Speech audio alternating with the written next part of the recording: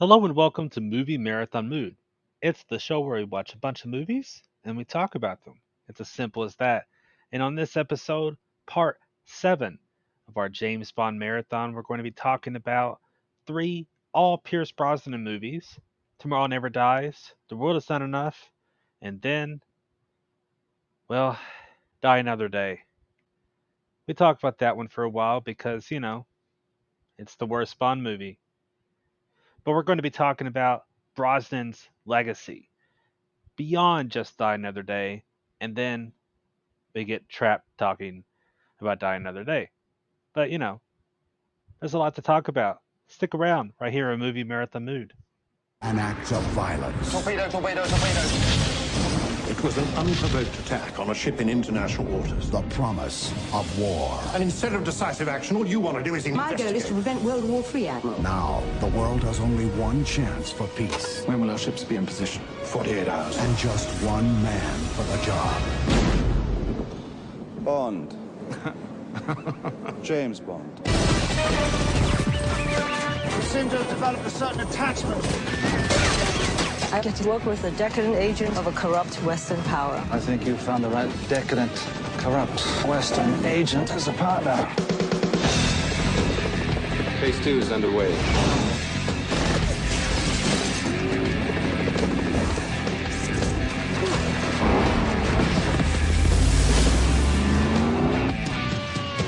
This holiday season, The hell is he doing? His job. the world belongs to Bond. When you remove Mr. Bond's heart, there should just be enough time for him to watch it stop beating. I would have thought watching your TV shows was torture enough. Sigmund Freud, analyze this.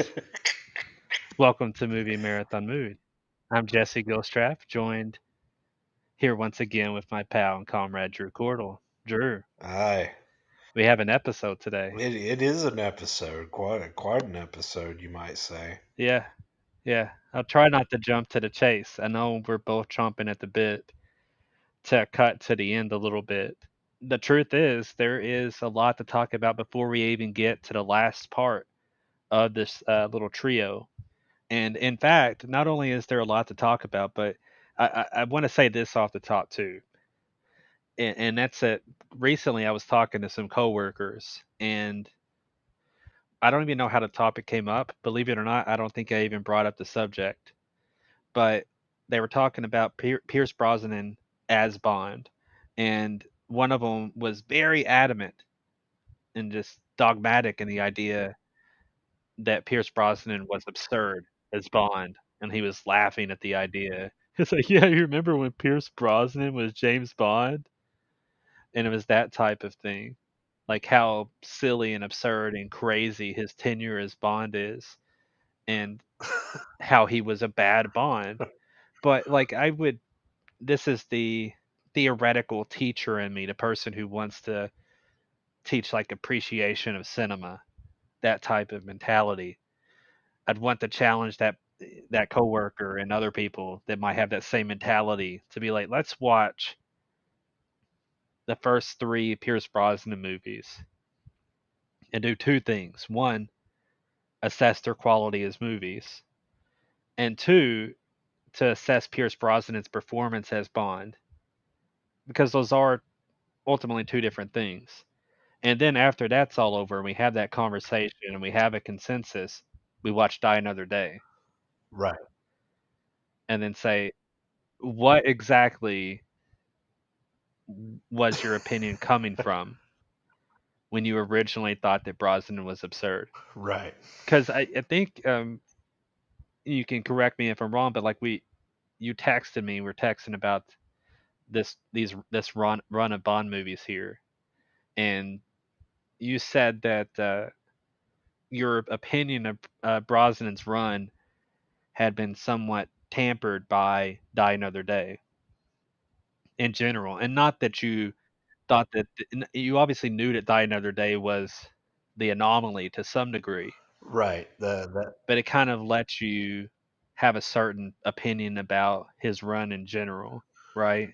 right. I think like I had assumed Not that, because I knew that Brosnan was a good Bond, but I had kind of projected some things from Die Another Day, I think, onto the other two films, specifically like Tomorrow Never Dies. I didn't remember it much, so I just assumed, I don't know if I had just assumed that it had some more ridiculous elements in it, and that just kind of came from the distaste from Die Another Day.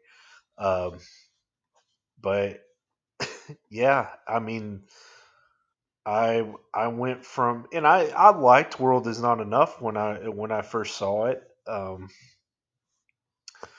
but it's been so long since I've seen these, and I really think now thinking back, I may have not watched World Is Not Enough since Die Another Day, and I had watched it a few times. I had seen it in a theater, and I rented it a few times, but I so we're talking. It's been almost 20 years since I've seen these movies all the way through. So there's been plenty of time for assumed memories to kind of creep in. But Die Another Day just kind of did that for the Brosnan era for me. Goldeneye was kind of the exception to the rule because I've just seen it so much and I've seen it since then. But the other two, I really haven't seen. I think I had only seen Tomorrow Never Dies once, maybe twice, and I had seen World Is Not Enough a handful of times, but again, it just been so long that it was almost like watching these for the first time this go around. Yeah, it's an interesting thing, and I think it helps a lot. Obviously enough that GoldenEye has the video game, Right. and I hate to overstate the impact of the video game, but it's pretty apparent that the video game has done a lot of benefit for that particular movie's reception and the way that people respond to that movie in particular. Because I know I certainly played it a whole lot, and I'm sure a lot of people are in the same camp, if not even more so. Let's go ahead and jump right into the second movie that Brosnan did, Tomorrow Never Dies, because GoldenEye was a big hit, did a lot of good things in terms of reviving life into the franchise a little bit. I've mentioned multiple times that I don't think there's never been a bomb of a Bond movie. There's never been a single movie from the Bond franchise that's like, oh, that was a dud. They've all been reasonably successful and some of the biggest movies of their respective years. But at the same time, some of them are much bigger impact than others, and GoldenEye had a huge cultural impact. And when they were talking about making a second movie with Brosnan, obviously they started going all in, nearly doubled the budget of GoldenEye, although ultimately the movie made less money. Not too far away, but noticeably less. So it's not. I mean, I guess you could argue different sides of it. Again, it's not a bomb, but not exactly the thing that they hoped would happen. I guess, in terms of like making it even more gigantic movie. But I think that that is obvious right from the start that Tomorrow Never Dies has a bigger budget, and I think that's part of the movie's problem. And I say that I don't even think it's a bad movie. I just think that when you look back on Thunderball, and Thunderball is a worse movie than Tomorrow Never Dies, but you see them kind of say, "Oh, we're going to throw a bunch of money at this big successful thing that we have going, and we're going to make it a big thing." And of course, it actually kind of worked with Thunderball because it was a gigantic success story on the box office. But in terms of as a movie, it's just so dull and boring, and it's because you're just watching money flying on the screen, and you're not really watching something that's carefully constructed. And Tomorrow Never Dies has this problem of kind of being a little bit too big for its boots, and it doesn't quite find itself Right. in a complete rhythm. It doesn't really have a singular stylistic vision. that's apparent from it. It just feels like a big thing. And actually, the villain was originally going to be Anthony Hopkins.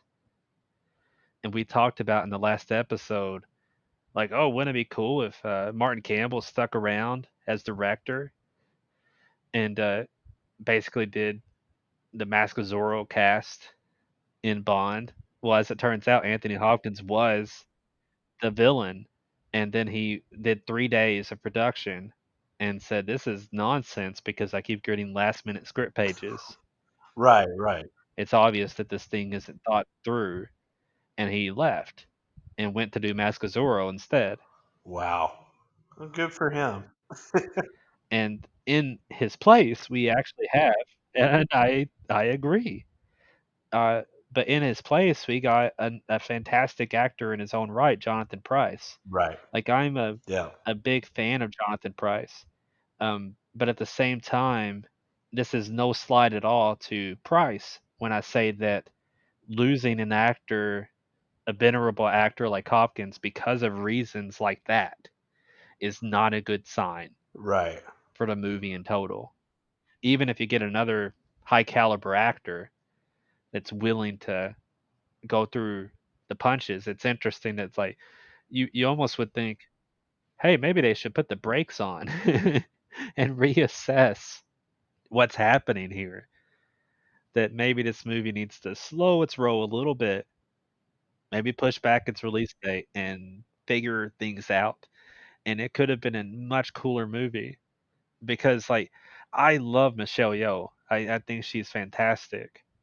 And one of the things I thought was funny in the behind the scenes of this movie is they talked about like her one of her big fight scenes in a movie or in a bike shop, and there's some action choreography, and the regular Bond stunt team didn't want to work with her because she was too intense.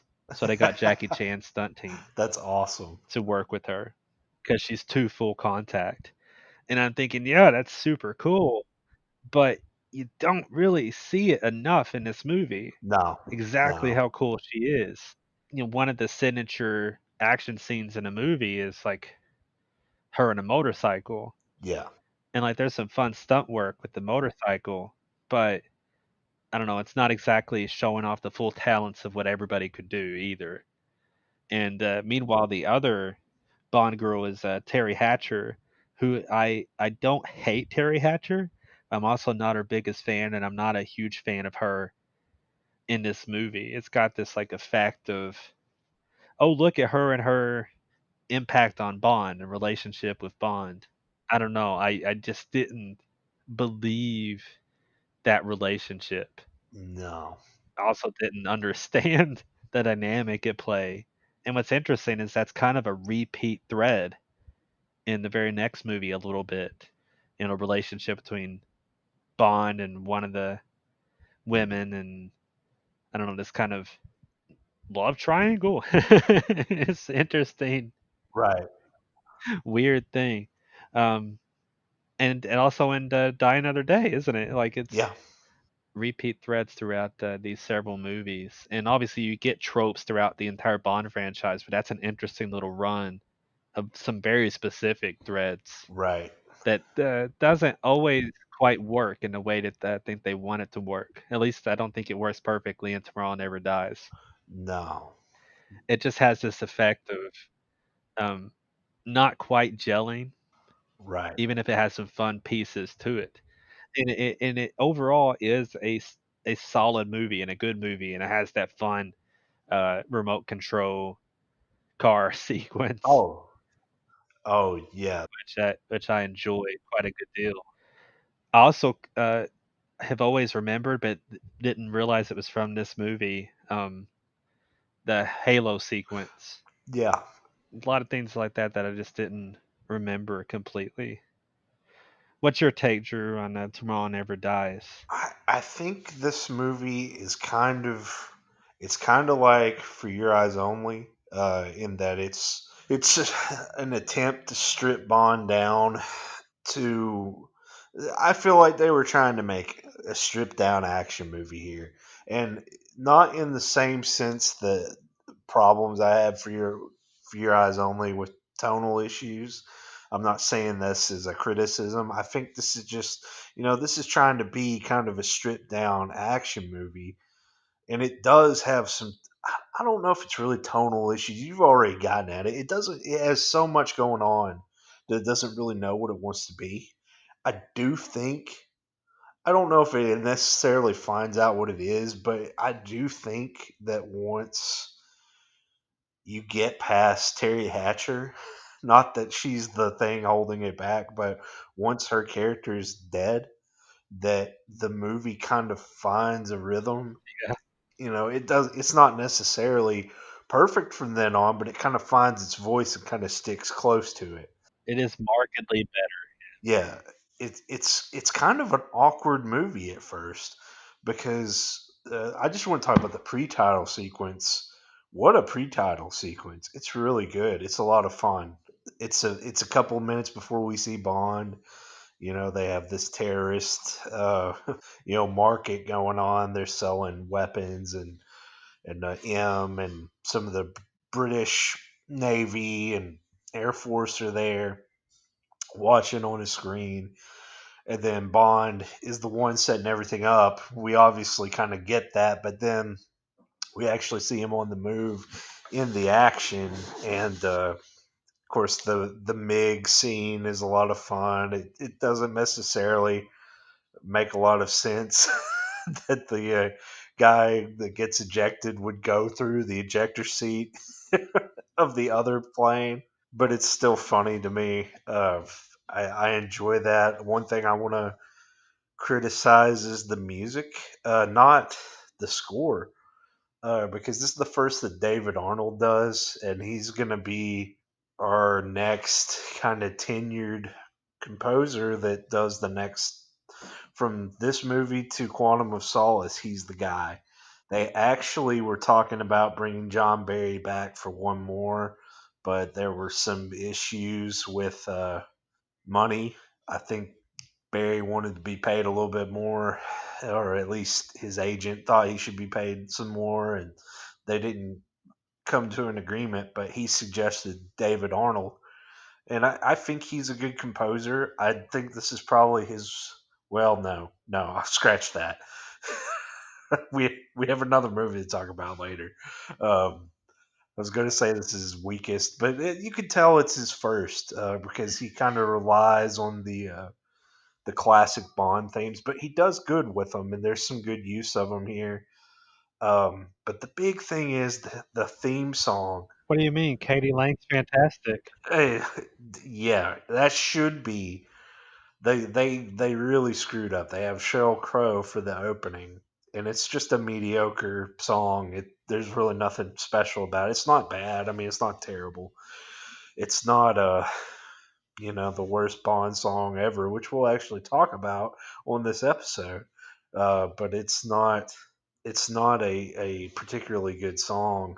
But then sitting there watching the credits last night, and this great song with composition for David Arnold's playing, and it says "Tomorrow Never Dies," and I'm like, why isn't this the song? And it's by Katie Lang, and it was the end credits theme, but it was not the main song for whatever reason. I think it's a tragedy. It was a great song. It was originally supposed to be the main theme. Yeah, Surprise, surprise. But they thought that Katie Lang was too controversial to be, of course. the main Bond person, main Bond song that they were going to put out there into the world. And they messed up. Yeah, they really messed up. Anyway, getting to the movie itself, like I said, it's kind of awkwardly paced at the beginning because you established uh, Jonathan Pryce's character Carver. Uh, his whole goal is to kind of create his own headlines. He's the head of a mega, news corporation. So he is kind of creating his own headlines, instigating wars using cyber terrorism, and creating conflict between China and Great Britain, and kind of has these ships thinking that they're in one place screwing with the GPS, but they're actually somewhere else, and causing all sorts of conflict. You have a cool kind of stealth boat that launches missiles. That the henchman Stamper, who I thought was kind of a cool henchman, he doesn't really have a lot about him that stands out apart from just his kind of cool look. He's muscular, has that bleach blonde hair, and he's a pretty cool henchman.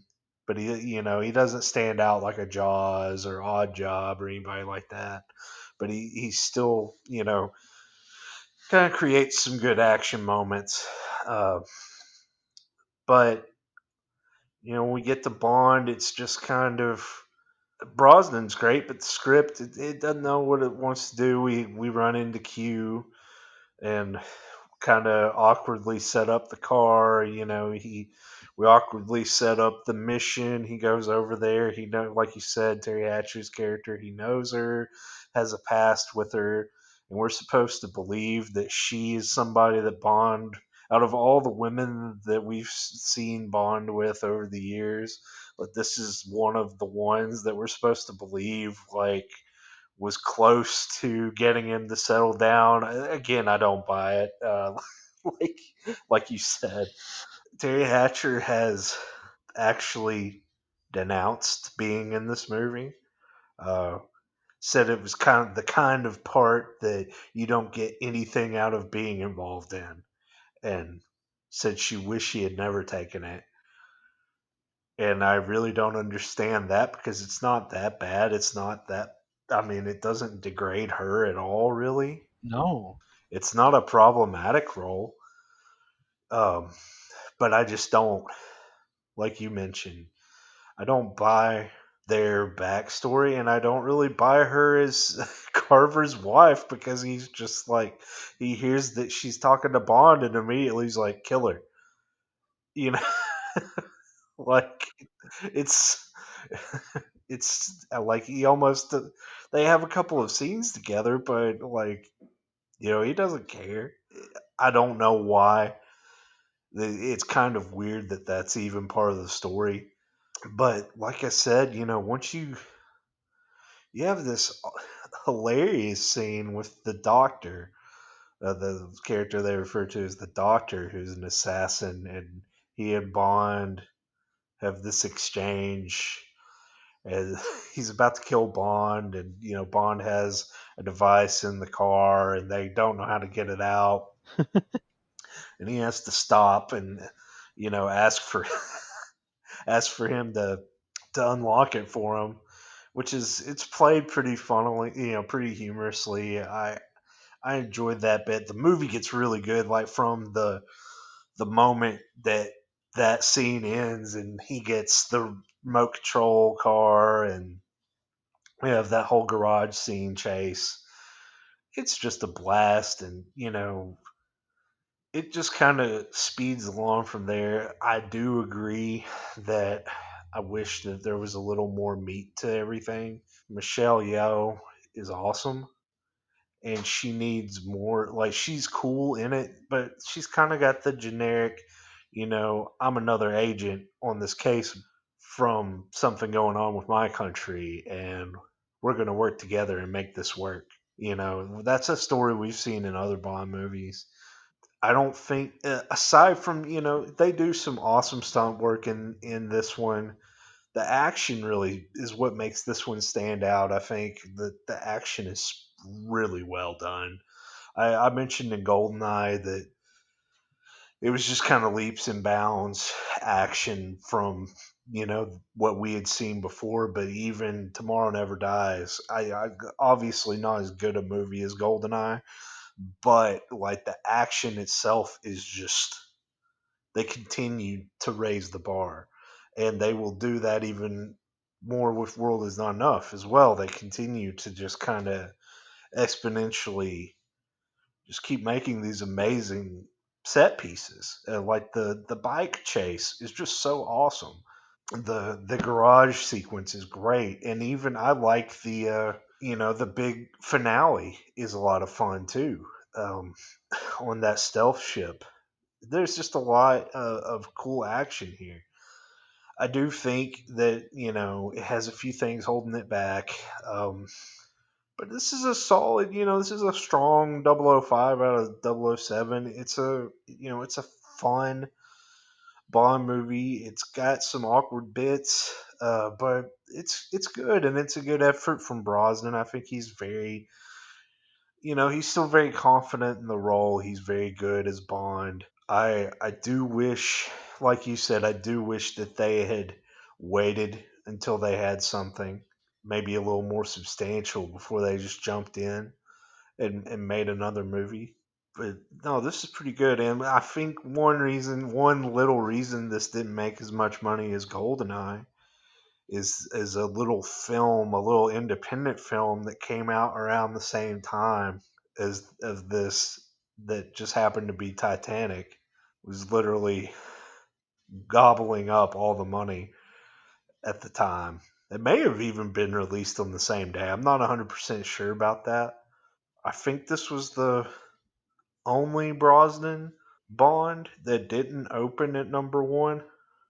Again, I'm not 100% sure on that. I read that yesterday, but I'll have to look again. But again, one factor, but still, it's not as good as Goldeneye, and I think that was a consensus. But it's still, it's a solid effort. Really good for it being, his second Bond film. You're right. They were released on the same day, which means that yeah, it didn't open number one for sure Okay, because Titanic was number one all the way through March of 1998, right, December 97 to March of 98.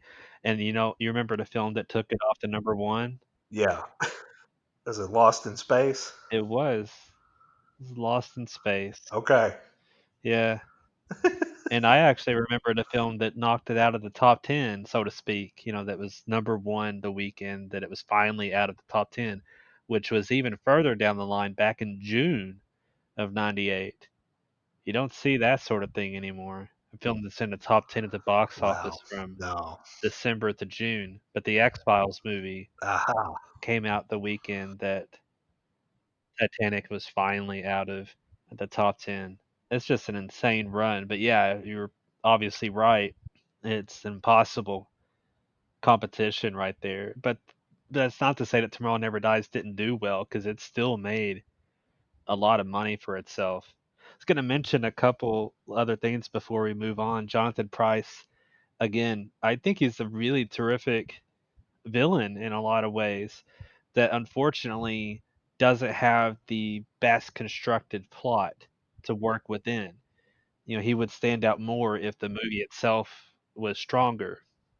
But he does have this weird moment that I just like to point out where he decides to make some like kung fu moves to Michelle Yeoh right yeah, towards yeah, the end. Like, what?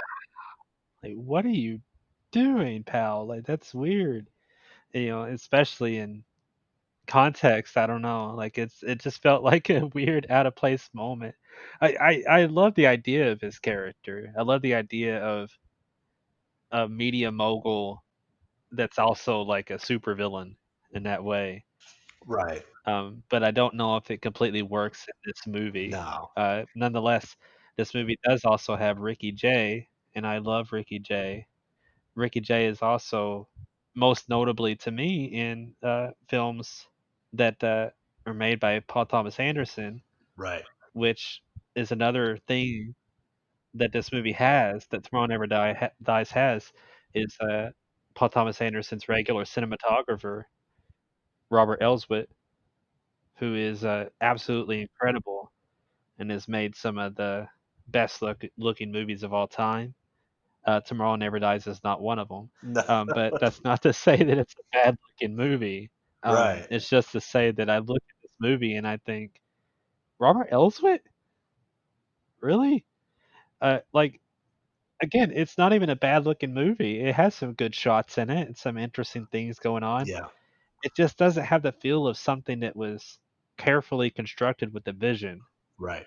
And that's when you run into that sort of problem. Like, you can have some super talented people and people at the top of the game, like Pierce Brosnan playing Bond, and not have the perfect movie. This movie is, I mean, exactly on the same page with you. It's a 005 out of a possible 007.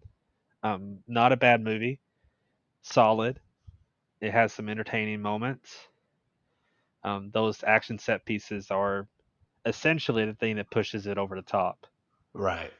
But it does have some things that kind of hold it back from being an actually great, well constructed movie.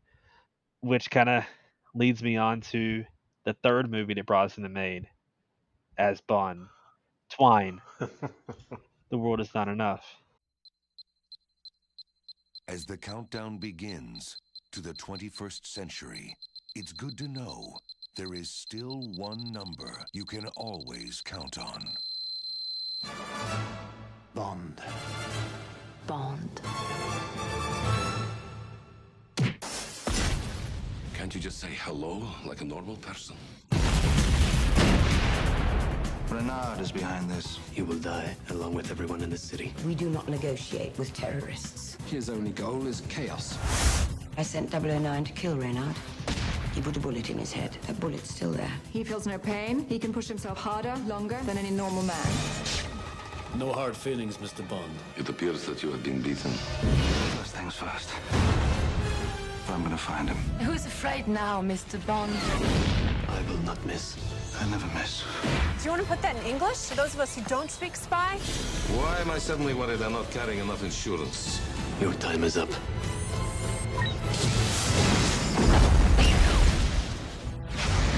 The world is not enough. This is kind of a fulfillment of the promise of Goldeneye, I think. Even though I don't like it better than Goldeneye, but this is kind of a strong, character-driven Bond movie that also, continues to up the action ante quite a bit in, at the time, cutting edge tech and everything else. I really enjoyed this one. This is also a grittier Bond film. It doesn't have a reputation as that. Part of it is because of a lot of people laugh at it because of Denise Richards is the Bond girl in it, which is, I guess it's laughable. She's probably one of the weaker links in the movie. It's not just the performance. I think the character is kind of tacked on. But I think this has one of the better stories of a Bond film that we've seen to this point, or at least in a while, because it's a really well thought out story. We have a really good pre-title sequence that Bond gets involved with recovering this money for this Robert King, who's a personal friend of M. He ends up being killed when the money that's recovered is actually rigged to explode, and an assassin is there kind of clean up the mess, and Bond chases her down in a boat. Of course, it's Q's fishing boat, as he says, something that's not finished, but it's a great sequence. It's a fun and kind of intense pre-title. We have a much better Bond song, a garbage by Garbage, and it's not garbage. It's a good song. The score is really good, and the plot itself. Robert King's daughter had been kidnapped one time ago by this this anarchist named Renard. Robert King was like a oil tycoon. Get caught up in the plot with that. Of course, Electra King is played by Sophie Marceau, who was most famous at that time for being, well, at least for me anyway, for being in Braveheart, which is a great movie. And she's great in that. And she's really good in this. The thing about Christmas Jones, I don't think there's really need for another Bond girl. I think it would be okay if Electra King was the Bond girl of this movie, and it still ended the way it did. I think it would be a better movie. I would give it a 007 out of 007, because this one is is a little more serious, and then that kind of there's almost a Roger Moore style ending in this one where he's with Christmas Jones and they're watching like on Heat Vision, and it doesn't feel like it belongs in this movie. And so like that kind of takes it down a peg for me. Is just kind of everything involved with Christmas Jones. It's not terrible. It doesn't take it down too far. It's not. I mean, it's still a really well done Bond movie. But that's one thing I kind of have a problem with. But I love the character of Electra King, and I think she's great. And I love Renard as well. Renard is one of the coolest. I think he's one of the coolest. And I don't even know if is he the villain, is he a henchman? It's kind of they're like kind of both the villain of the movie. Like for the whole, for a long time in the movie, you think Renard's behind this all, but he's kind of, he's not even. Lectra's not even like behind it all. They're kind of in it together, and I kind of like that partnership. And Robert Carlyle is excellent as Renard. I loved his introduction, like in those woods that are on fire, and he's got the stone in his hand that's on, or the coal in fire in his hands. I love that. I think that's cool. I love his whole gimmick, which doesn't really make any sense, but if they're going to throw it at me, I'll believe it. Where he had 009 shot him in the head, and the bullet is stuck in his head, and it's like moving like incrementally, just a little close to the brain, through the brain, and eventually it'll reach a point where it'll kill him. But until then, he will continue to push himself harder than any other man. I mean, it sounds ridiculous when you say it out loud, but we've seen more ridiculous at this point. It's a really cool backstory for a villain. I didn't mention that Jack Wade made an appearance in Tomorrow Never Dies because it's just kind of so brief. But we've had more continuity between these Brosnan films, I think, and it continues in this one with Valentine Zukovsky, Robbie Coltrane coming back, and I really like him in this one. I think I like him better in this one than I did in Goldeneye, and he was good in Goldeneye too, but he's got a bigger role here, and I enjoyed his scenes a lot better. But they take the dynamic that he had in Goldeneye and they run with it. Yes, yeah, they definitely do, and they make it make sense, and it serves the story. This is Bond as a character here. That's why I wish that Christmas Jones wasn't in it, because you can kind of see him. Like there are scenes where he's like watching these old videos of Elektra, and it's kind of like this obsession with saving women that Bond has. And he's like watching video of her crying, and he like touches her face. I thought that was great. I love kind of the story building up to that.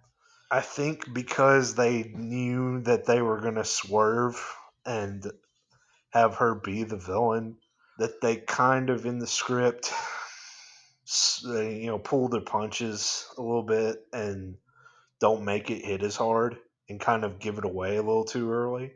I think that, it would be a lot better and more devastating that if she was, the only love interest of the movie and it wasn't revealed until a little bit later and wasn't so obvious. Not that I think it's painfully obvious from the get go. It's not a badly done plot. It's just I wish they had done it a touch different. But the action in this movie is really good. It's like Tomorrow Never Dies. They continue to up it quite a bit. This is the last movie that had Desmond Llewellyn as Q, and thank God it was this one and not the next one. He bowed out gracefully. Of course, he passed away shortly after. Did he pass away while they were filming, or did they pass away after it was released? I can't remember. It was after the movie came out. Okay, They actually dedicated the video release to him because it was too late by the time the theatrical release had happened. gotcha. Okay, Died in a car accident. Wow. Well, I didn't even know that. Wow. But they I thought that was well done. Yeah. I love John Cleese, and we're gonna get to this later. But I like him kind of as Q's student. But the idea of him being the next Q, even then I remember like being younger, like I don't know. And then when you see, I gotta stop trying to jump ahead, but I did enjoy those last little scenes with Q, and of course his curtain call. He actually gets one. He disappears. And he was intending to be in the next movie too, so it's really kind of surreal That is crazy. that he actually gets a goodbye. I remember that impacted me at the time. Yeah, Yeah. I mean it's a well, I think I do remember them talking about him doing another, like they were gonna have John Cleese kind of continue to be R and eventually take over. But of course, he passed away and they had to accelerate those plans. I enjoyed, even the unfortunate story around that. I think that's great. I think that's great that it wasn't even planned to be, that it turned out to be his last, because that's a great way to go out. What can you say about Desmond Llewellyn other than he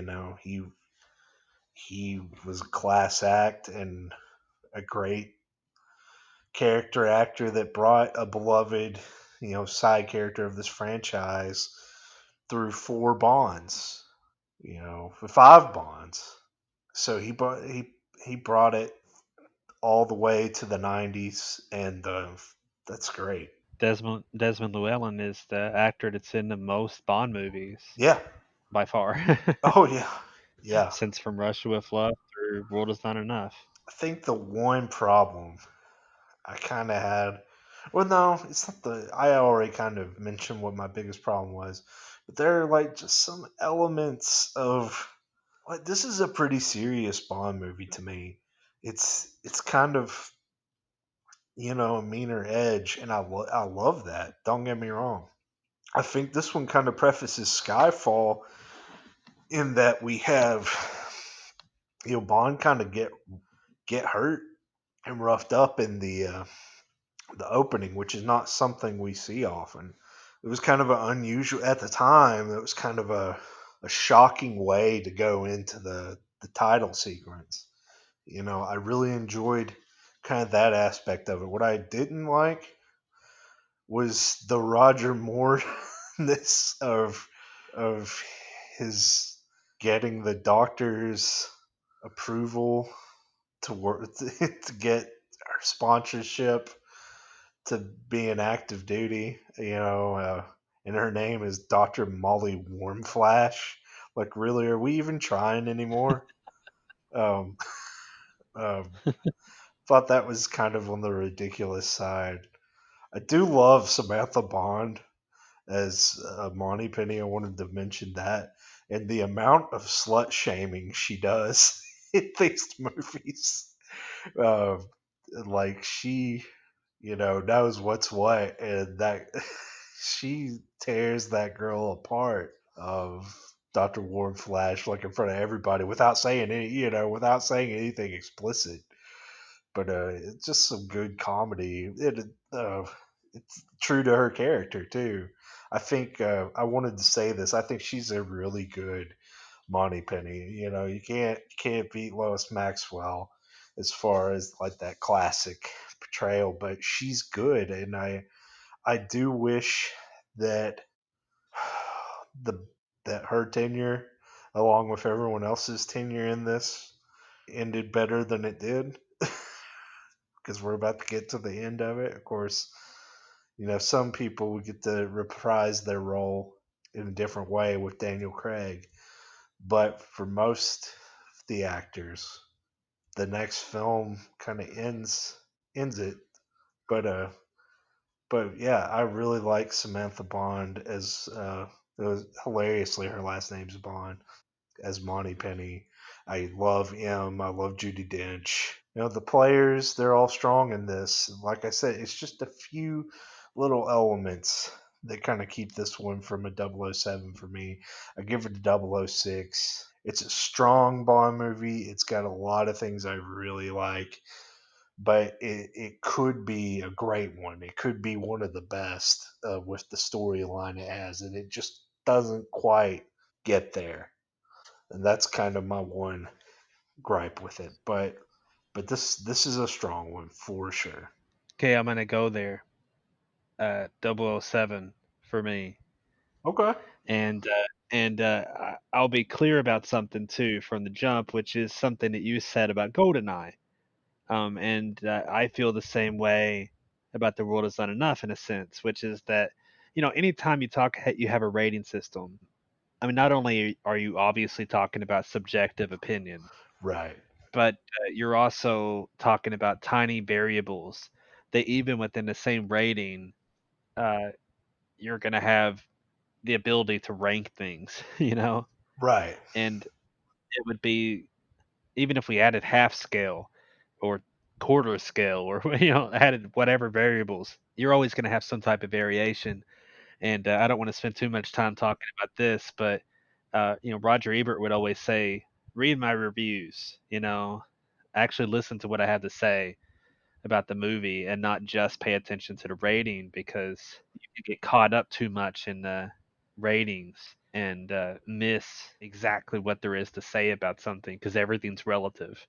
To me, when it comes to World Is Not Enough, is it the singular best Bond movie? No, it's not, but I love it for what it is. And like, I'm not going to pretend that Denise Richards makes a whole lot of sense as a nuclear physicist. You know, I think that part especially is absurd, but I kind of love that it is absurd. Like something's just hit people on a certain wavelength, and this one is one of those for me. This is an interesting like pull quote. When I just click on IMDb and look at the Metascore, which is not great. It's a 57 out of 100 Metascore average that this movie has, which I think is way too low.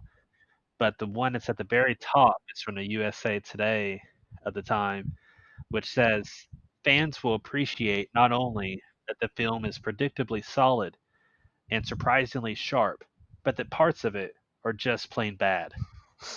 And I think that that's an interesting quote to say fans will appreciate that some parts of it are really bad.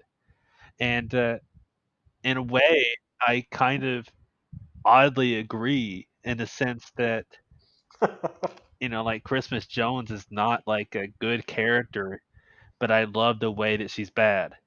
And, because the truth is, like, if you look at Sophie Marceau as Electra King, she's freaking fantastic. What a great character. And I think it says a lot that, you could say that she essentially is the villain of the movie. She really stands out so much within the framework of the movie's plot and within her performance and her connection with Bond. It's just so well built, and she's so great in it. And on top of that, I absolutely love Robert Carlyle. I love him in a lot of things. Not the least of which is Train Spotting, which he's great as Begbie in Train Spotting, iconic in that role, and in so many other things that he's terrific in. But yeah, he's a great Bond villain, even though like you have the premise, which obviously is like a typically Bond absurd premise for a villain, where like, oh yeah, he's close to death, but he's getting stronger all the time. It's like, well, that doesn't really make any sense. Right. How could he be getting stronger just because he doesn't feel pain doesn't mean that he's strong. Even though that would make you somewhat unhinged if you didn't even feel pain. Like, sure, you might go further and harder than you would otherwise, but not to the degree that he does. Because if you get punched when you don't feel pain, you're still gonna go down. and your body's still gonna hemorrhage. Like if you get shot, you're still shot, and you're still gonna bleed, and your organs are still gonna fail, and like you will still have the effects of the world on you. You're not gonna get stronger, but the way the movie plays with that idea, I absolutely love.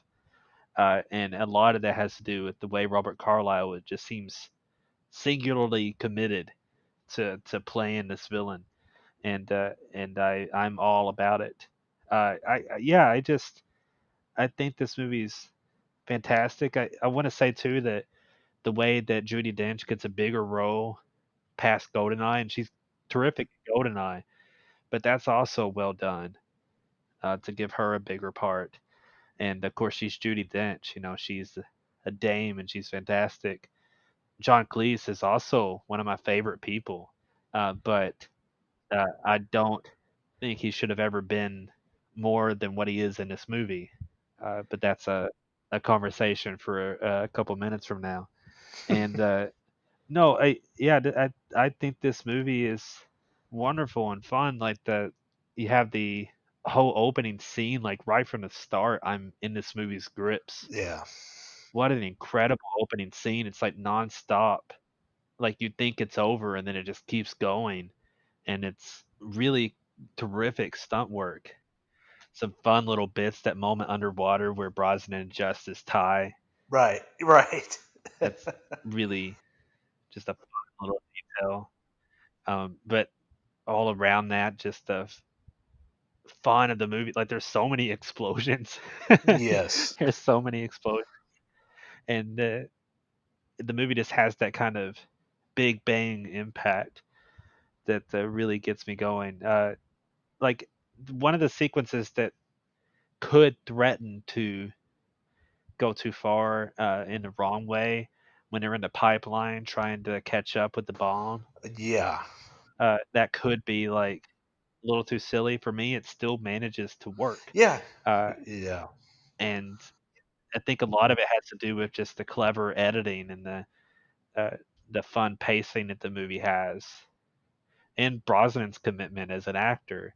Like it just all works, and it's a lot of it has to go with one specific thing that you've kind of touched on, which is the film's uh, script seems to have its act together in terms of having the characters feel motivated and in terms of the plot being well constructed. And it's worth mentioning right here that this is the first time that Neil Purvis and Robert Wade are credited on a Bond script.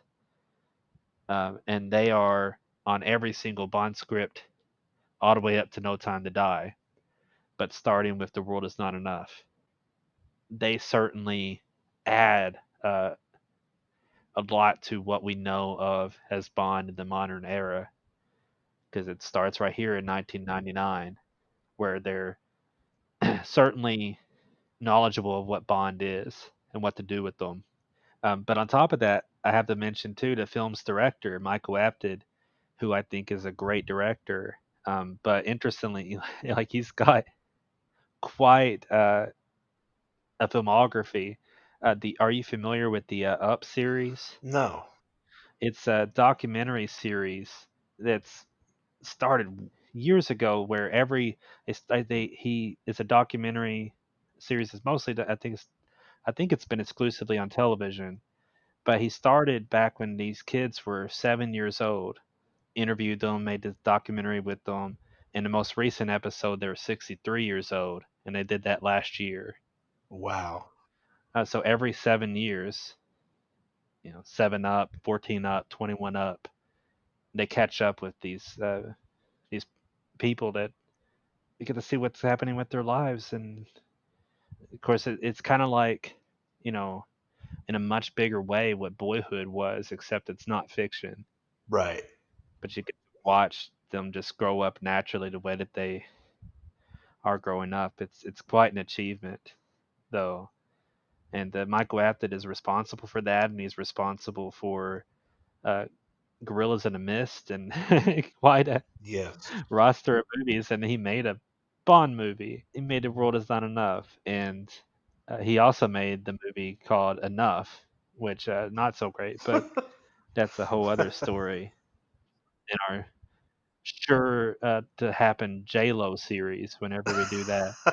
But no, The World Is Not Enough, like to me, is it's my favorite Brosnan movie as Bond. It's not the best Bond movie in total, but I do love what it is.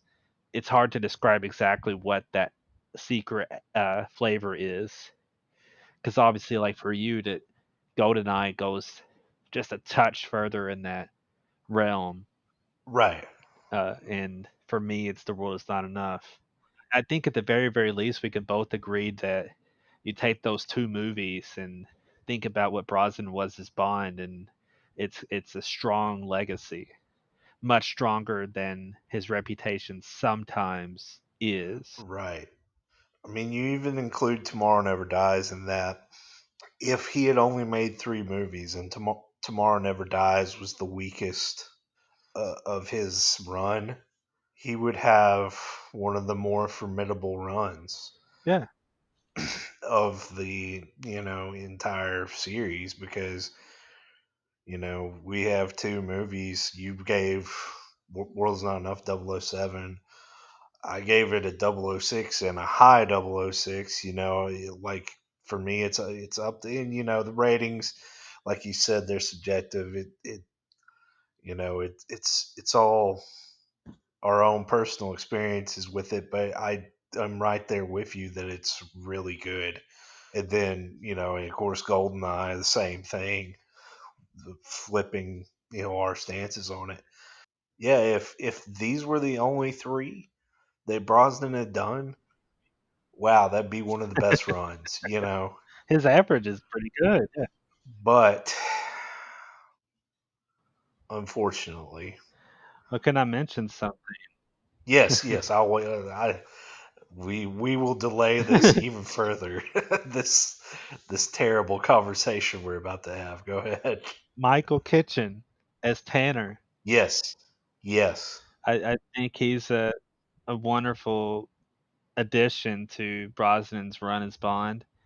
A good character actor that I don't know, just kind of adds to the total chemistry of what you think of MI6. And interestingly enough, is not in Die Another Day. He's in all the other Brosnan films, right. but he managed to not be in Die Another Day, which is not the case for obviously many of the other actors that are here in this run. Judy Dench uh, and our Moneypenny, Samantha Bond, are repeat characters that are throughout the Brosnan run. But Michael Kitchen, interestingly enough, unscathed, gets to have the legacy of being in those three. I've got to also mention Colin Salmon, who plays Robinson, Sure. who is really cool. I think he's a cool character actor. I've enjoyed him in some movies that aren't even particularly good. He's good in, like Resident Evil, Yeah. where he plays one of the members of the team going to infiltrate. He has an unfortunate incident with lasers. We're about to talk about unfortunate incidents with lasers in the next movie, but he's cool. He's another cool addition to the MI6 cast. That unfortunately does not escape the fate of Die Another Day. He's in it as well. Goldie is a great member of the World Is Not Enough cast as well. That's a fun character that never ceases to amuse me Right. in the World Is Not Enough. The teeth. Yeah.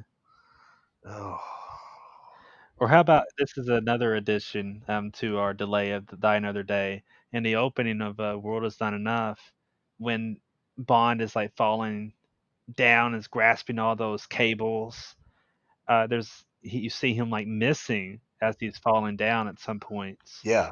and that was apparently mistakes that happened that Michael Apted decided to leave in because it added to the drama, and also, but on top of that, not just adding to the drama, but showed the hard work that the stunt team put in That's awesome. and some of these really difficult stunts. So you could really tell that Michael Apted not only has a great admiration for his casts, but he also has an admiration for every part of his crew and trying to actually make strong film. I think that he's a big part of why World Is Not Enough has the overall impact that it does. You know, it has the singularity that it does. You kind of need somebody with a vision.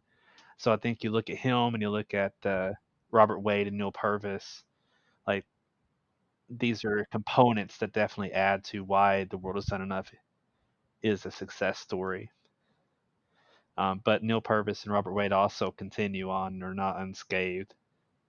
So 2002, um, I'm going to paint a little picture here real fast, which is that Triple X came out with Vin Diesel, and I was not a fan at all of that movie. And I thought to myself, "Oh, don't worry, you know, like we're gonna have a Bond movie later this year. I'm looking forward to the new Bond movie. We're gonna actually have some good action and maybe not so much CGI nonsense like there was in some of Triple X, like when Vin Diesel is skiing down, out racing an avalanche and gets covered in the snow from an avalanche, and then just brushes off some light fluff and then says fresh powder, you know, or whatever. Stupidity also happens in that movie. Right after Triple X came out, there was Transporter, Yeah. and I thought, cool, like we're at a step, you know, we're on some steps, and we're stepping up to a Bond movie. You know, that's an improvement in the action movies of 2002. And then Die Another Day came out, and this excited Bond fan went to the theater, you know, 18 years old, and walked out in a daze of what I had just experienced.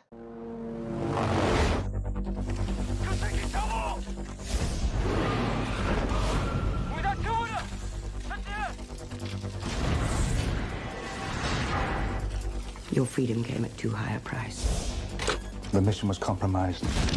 The same person who set me up then has just set me up again. So I'm going after him.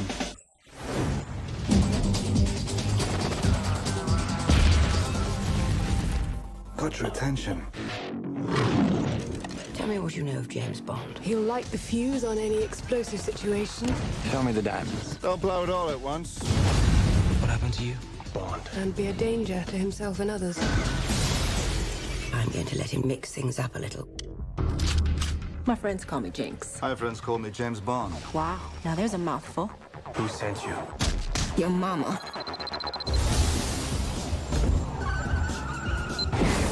Glad you could make it, Mr. Bond. I see you don't chase dreams, you live them. One of the virtues of never sleeping. I have to live my dreams. Time to draw the line. Well, it seems you've become useful again. Maybe it's time you let me get on with my job. So, this is where they keep the old relics, eh? Twist so, voila! You know, you're cleverer than you look. Better than looking cleverer than you are. James, be careful. A nice palace can be such a treacherous place. I take it Mr. Bond's been explaining his Big Bang theory. Yeah, I think I got the thrust of it. Must you touch everything? Would you like to show me more? Kill him. Now! 1,000 meters and closing. Put you back into it, eh? Let's get down to business. Looks like we're going down together. Not yet!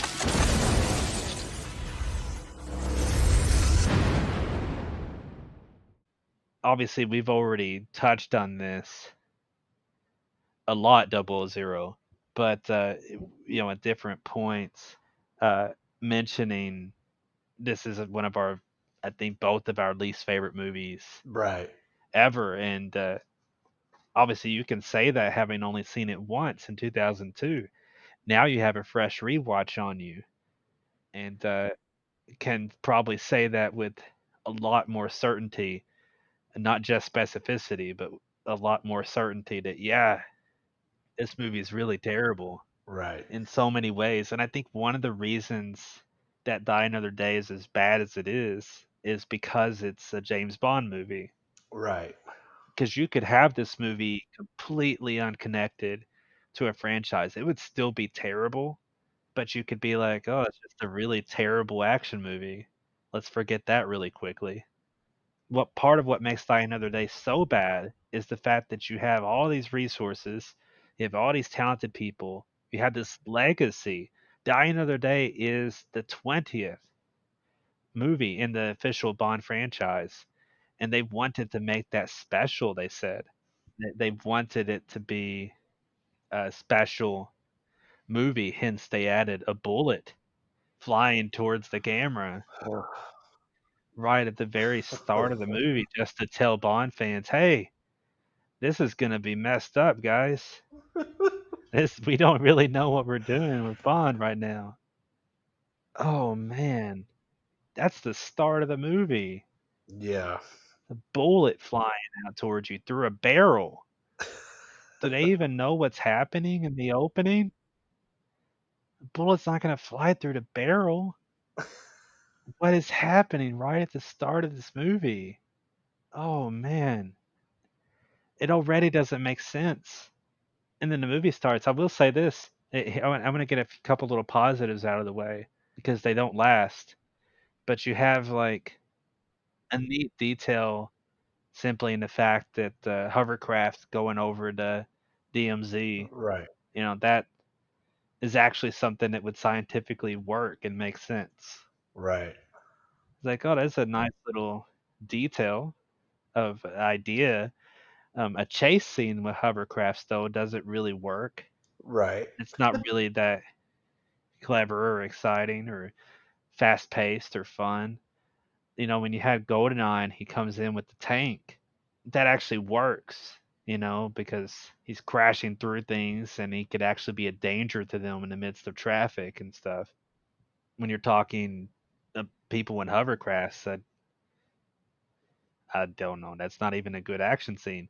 And it's not even the worst scene in the movie or worst action bit in the movie. It's just the dumb way that it starts. No, it honestly might be the best action scene in the movie, which is the sad part. It probably is. Yeah, I think it is. And it's dumb. It's not even good. Yeah. It's not well done action, and it's a dumb concept. But yeah, you have that. That the idea of the hovercrafts, not the action, but the idea is something I like. Uh, I like the idea of a villain who doesn't sleep and needs to use a machine to dream, because that's like I'm a big dream person, and I dreams are something that our bodies actually need. If you don't go to sleep for a long time, you'll start to hallucinate because your body needs dreams more than it actually needs sleep. It needs that specific chemical. It's an interesting thing that is not exactly dealt with in Die Another Day, but the idea of a villain who doesn't sleep and needs to force himself to dream, I actually like that idea. It just happens to be this villain, and it happens to be because he goes through gene therapy. Right. It's a weird way to put that, to become this white guy. Oh man, I- it's not even that the racial thing is the problem. It's not even really. I wouldn't say that's the problem. It's just this weird quality that happens in the midst of this movie. I so many directions I want to go, and I'm trying to figure out exactly which direction I want to head in. Because I just scrolling through the cast of this movie, and I come across Michael Madsen's face, I laughed pretty hard when he first shows up. Damien Falco. Right. He's in some of my favorite movies, Right. but when he's in a lot of other things, he's so bad. That's I had forgotten he was in it. I think I said it out. What is he doing in this movie? I was like, what the hell is Michael Madsen doing here? I did too. Oh man, they always had this like kind of American British, partnership, sometimes rivalry at points in the Bond franchise, but whatever is happening here is weird. And he's throughout the entire movie. And And there's also a lot of bad dialogue too that just happens. What's weird is like it's not all bad dialogue, but some of the strangest characters have the worst dialogue. Like Michael Madsen gets bad dialogue, like breaking a big mirror at the end. How much bad luck that'll give. But the person with the worst dialogue in the whole movie is easily Jinx.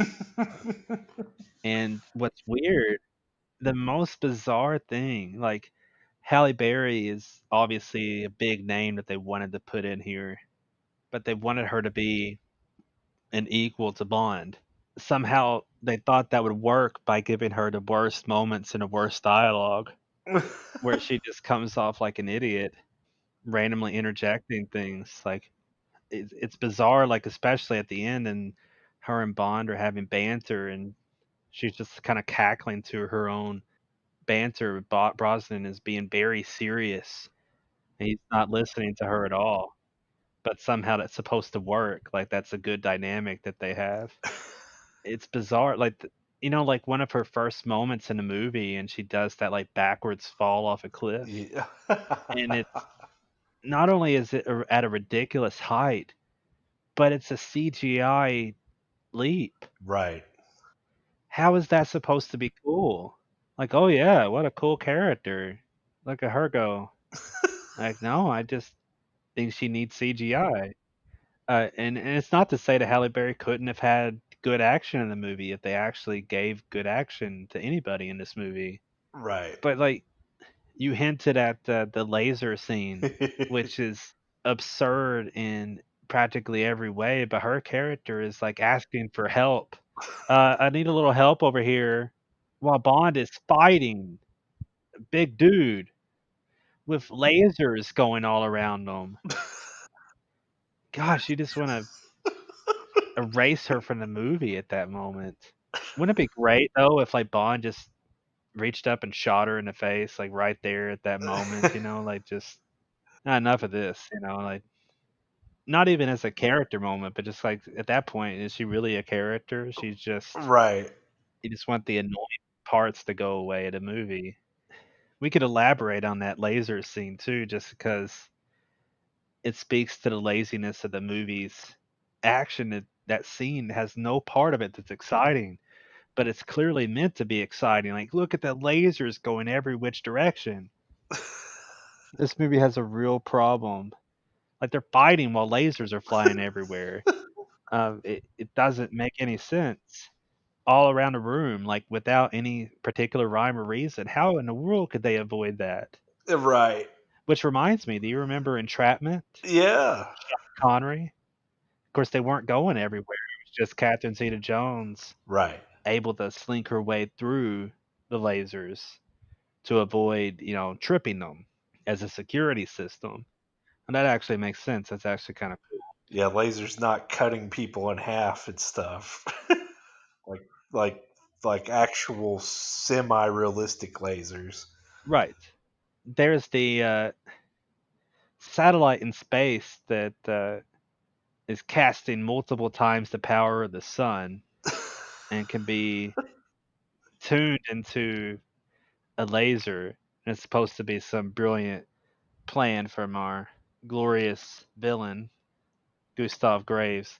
One of the worst action scenes I've ever seen in any movie, and an insult to intelligence. A laser beam from space can't catch up with Bond in a car. It doesn't make any sense at all. There's no physics in that makes any sense at all. And then when he finally gets to a cliff, and they could just blast him right then and there. I mean, they could have caught up with them way sooner, but when it gets to a cliff, they got him. Right. And instead, they decide to like have him fall into the water, which quite literally should kill him, to be fair. But instead of just blasting him, they create this avalanche of ice into whatever body of water there is down there, and then he starts surfing. I'm sorry, his CGI double starts to surf through a bunch of icebergs. Like every inch of that. Oh, It's the worst shot of any Bond movie. of all time. And that's where the Bond fare kicks in. Yeah. The Bond theme kicks in, like, da da da da da da. Like, no, stop it. Do you not realize how dumb this is?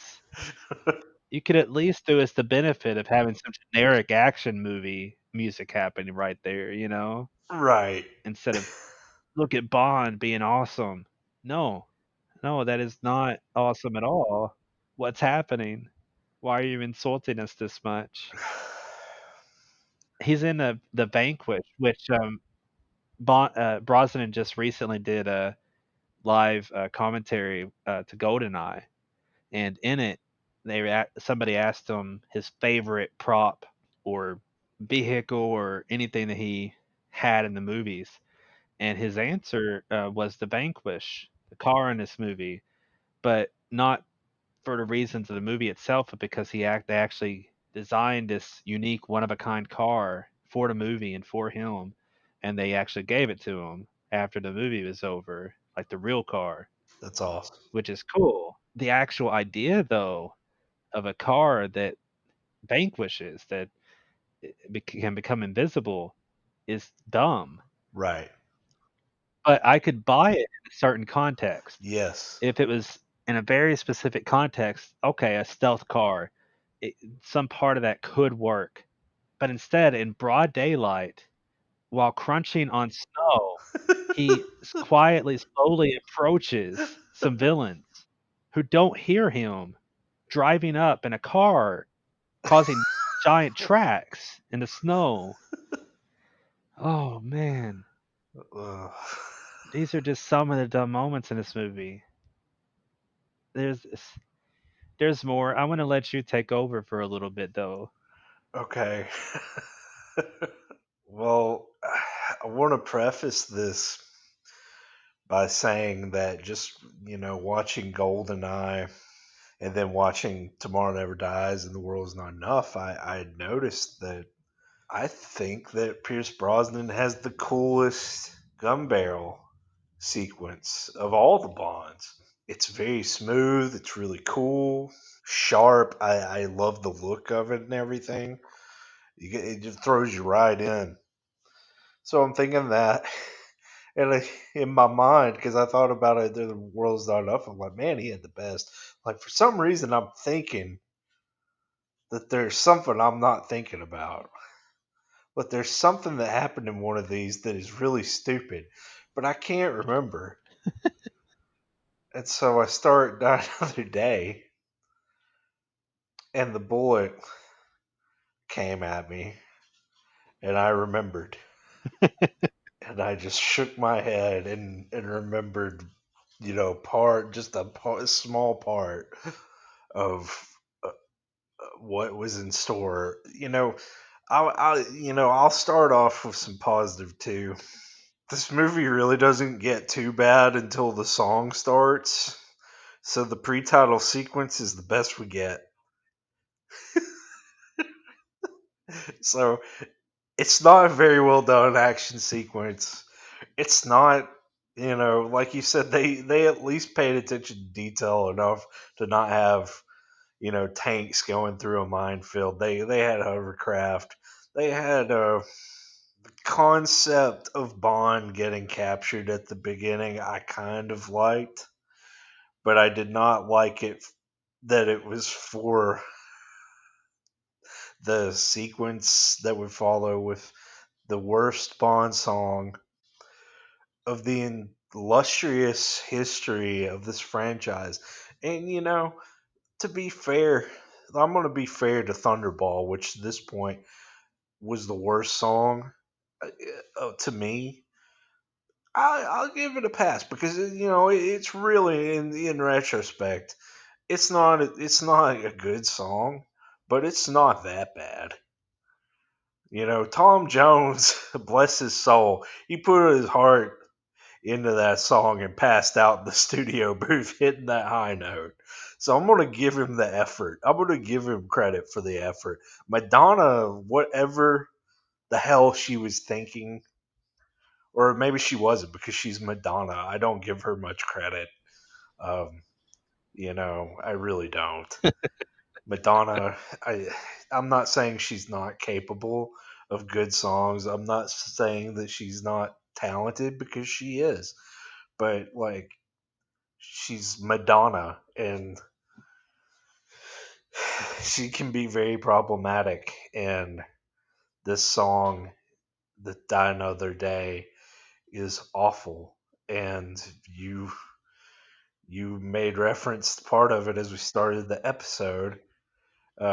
Just it's and there's no like not that an electronic pop song couldn't be a good Bond song. They could make it work. I mean, Garbage did the last song for World's Not Enough, and it was great.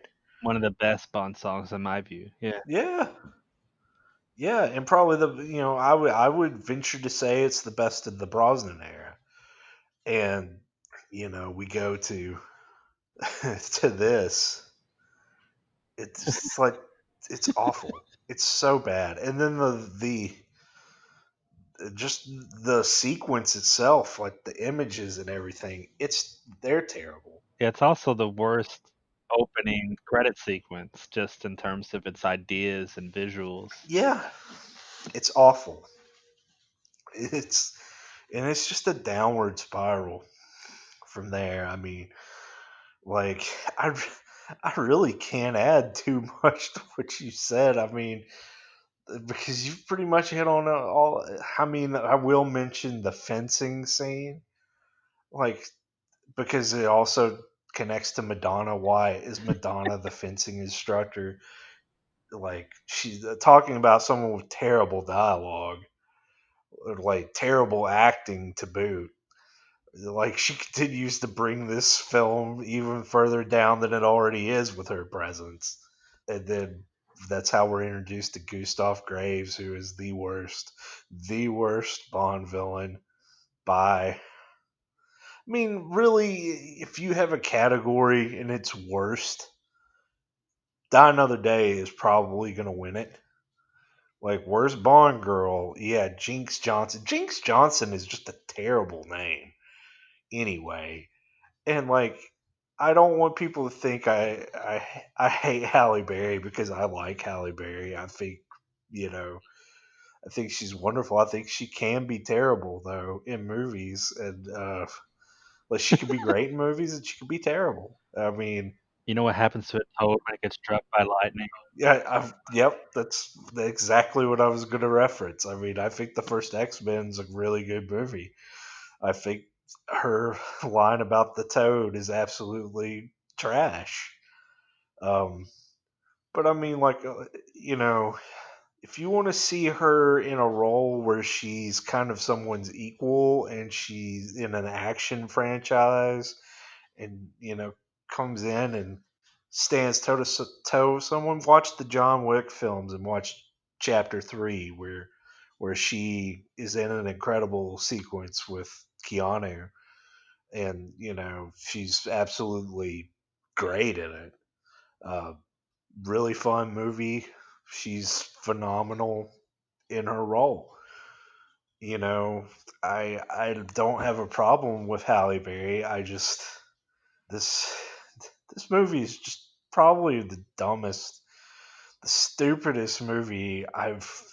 I mean, I don't know. There's some real stinkers, but this is one of the dumbest, stupidest movies I've ever seen, and it's not even in a fun way. Like honestly, the only scene I really had a blast laughing at was the laser scene, just because I was thinking, like when they first started using the lasers, I was like, okay, I think I remember they tried to shoot him at Bond while he's like trying to fight the henchmen too. So I think this gets kind of silly. What I didn't remember was that Bond, like Pierce Brosnan, is just doing like the laziest fighting, just really slow punches, and the henchman is not even better. Like he's like 10 times Brosnan's size, and he's like lumbering around.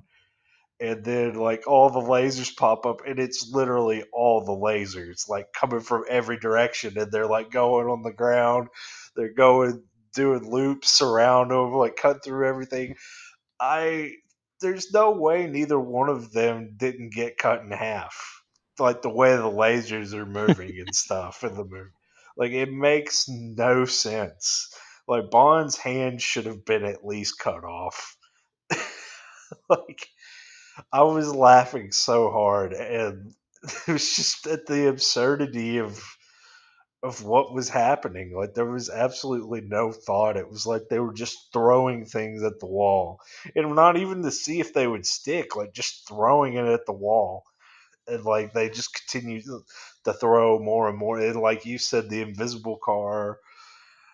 Like when the people run into the car, and the guy doesn't like Zhao or whatever his name is. He's like, "Oh, sound the alarm," or whatever. Like, okay, they just ran into something. Like, just shoot right there. Like, it's just stupid. Like, and then the whole him surfing, and that was just so mind-numbingly bad. I didn't really think we'd be giving this a 000.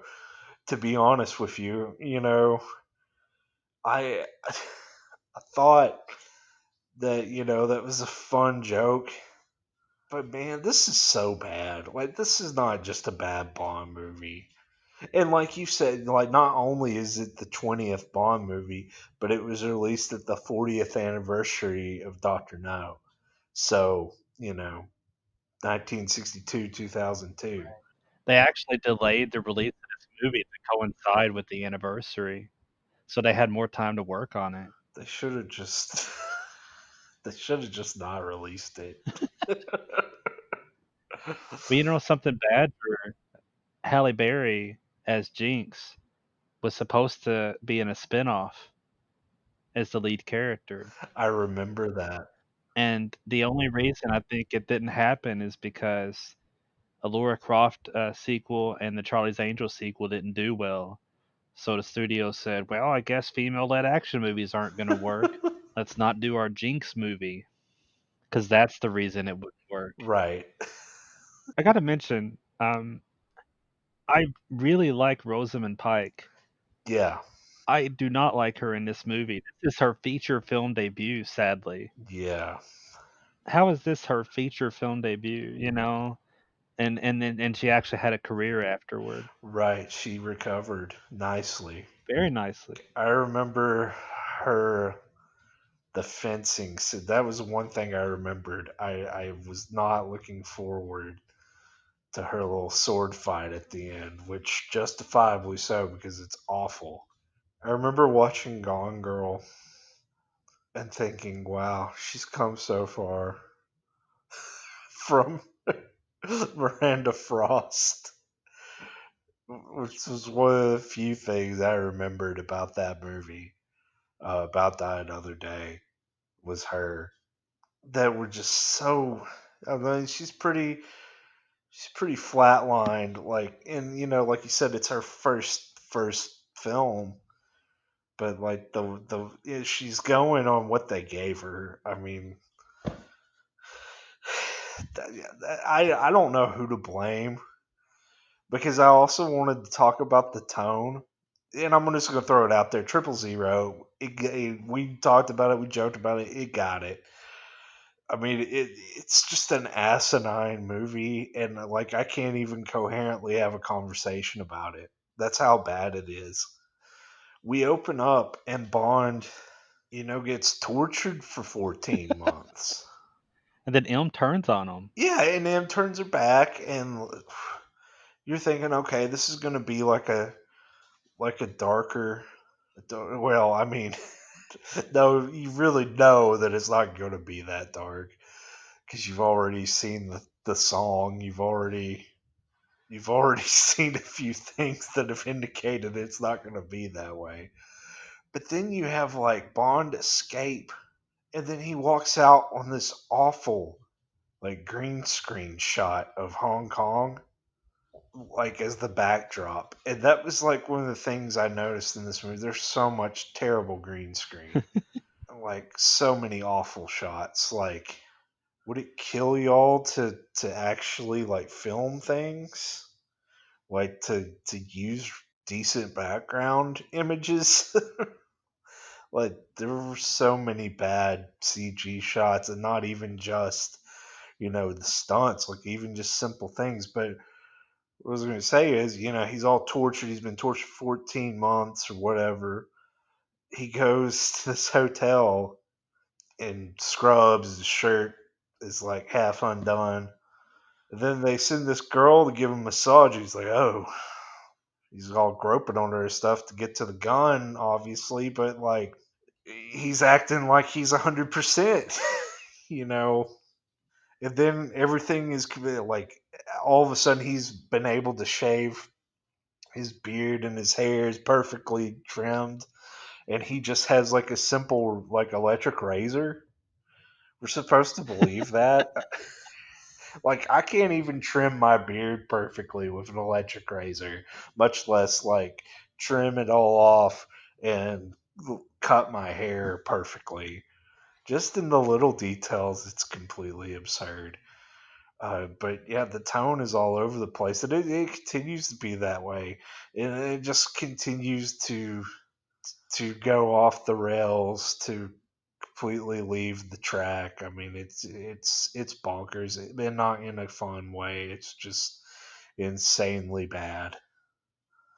And I sadly I think that's all I have to say about it, really, because I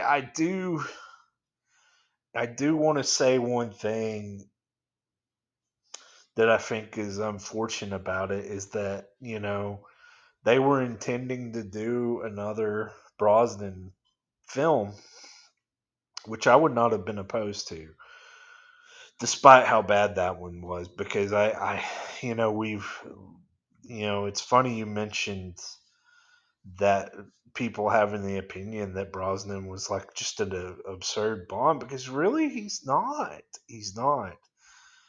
He's he's one of the better Bonds, and he had one really bad movie, one awful movie. I don't think that condemns his run. I do wish he would have had the one more film, but they actually, they were gonna move forward with it, and they had told Pierce that they were gonna move forward with him, and then they contacted him later and told him they were letting him go. They were gonna go for someone new because he was excited about doing one more and kind of being done with the character before he got, burnt out. And I think that's kind of sad, because not that I would trade away what we get eventually, but I really wish they could have given him a better ending, because Die Another Day is a horrible way to end your run, especially as strong as it started. And really, it was a consistent run up to that point. But yeah, I think it's a combination of things that it was badly received.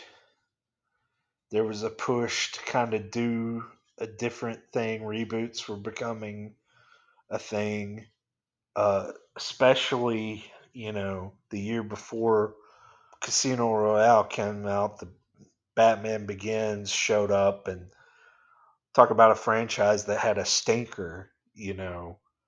Batman and Robin killed the Batman film franchise for 8 years until Batman Begins came out, but also, that kind of paved the way, even though it was already in the groundwork for what they did with Casino Royale.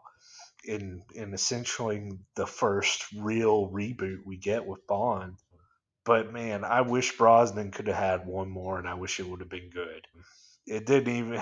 I mean, really, maybe even at Tomorrow Never Dies level one would have felt like the best Bond movie ever after Die Another Day. But I really wish his run deserved a more solid conclusion because he is, in my opinion, one of the better Bonds.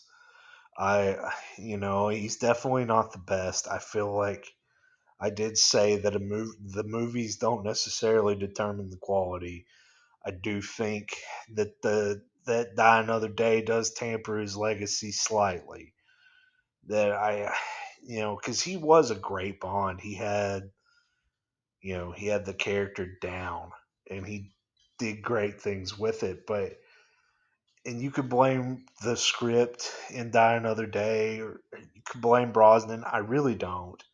I blame the script, but either way, he's just as all over the place as that movie is.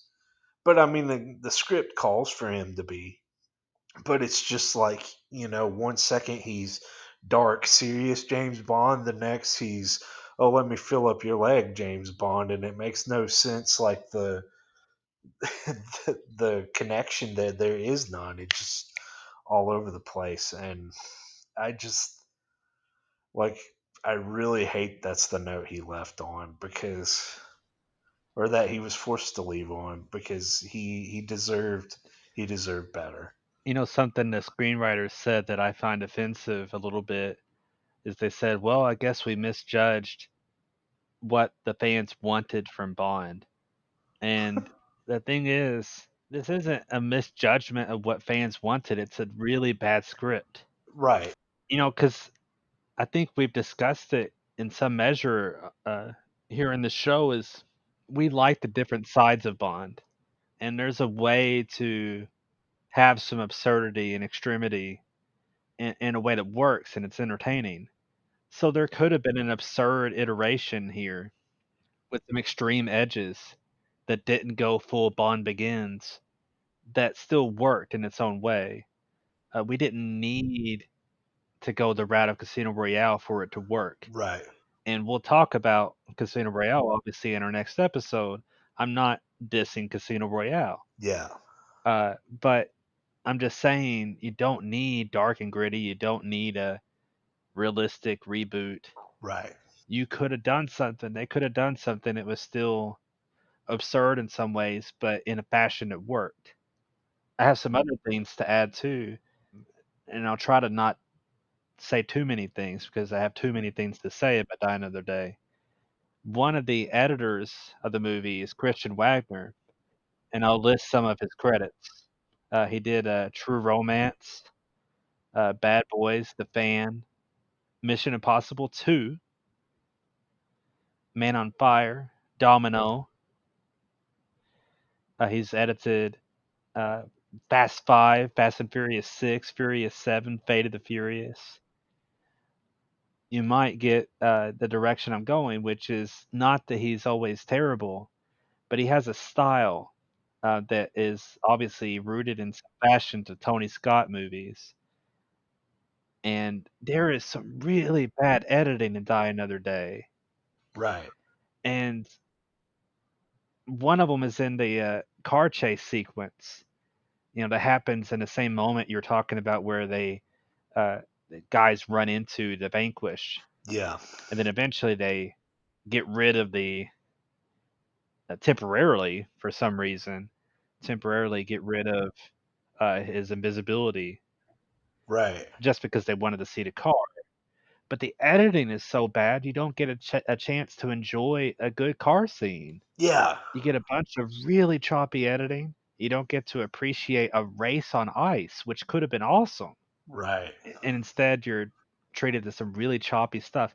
One of my least favorite moments in a movie is a small thing, seemingly, but it's this moment when Halle Berry, right before the laser fight, and Halle Berry is tied down. Zhao comes in. He's got a cloak on for some reason, right? And he swooshes it in slow motion. And it's something ripped out of a Tony Scott movie, Right. And I love Tony Scott. We could talk about Tony Scott in theory on the show at some point.